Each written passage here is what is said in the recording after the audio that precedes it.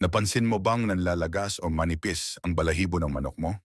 Alamin kung ano ang posibleng dahilan at paano ito maayos. Maaaring dulot ito ng molting o natural na pagpapalit ng balahibo. Siguraduhing nakakakuha ng sapat na protina mula sa mga butil at gulay para mapabilis ang pagtubo ng bagong balahibo. Iwasan ang overcrowding sa kulungan dahil maaaring maging sanhi ito ng stress at pagkakagatan ng mga manok sa isa't isa. Bigyan ng malinis at tuyo na kulungan para maiwasan ang pagkakaroon ng mites o kuto na maaring magdulot ng pangangati at pagkalagas ng balahibo. Magdagdag ng calcium sa pagkain ng manok upang mapalakas ang ugat ng balahibo at maiwasan ang pagkalagas.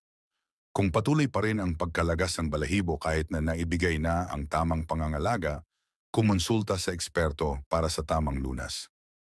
Bigyan ng sapat na nutrisyon at tamang pangangalaga ang mga manok mo para manatiling makapal at malusog ang kanilang balahibo. I-follow para sa iba pang tips sa pag-aalaga ng manok.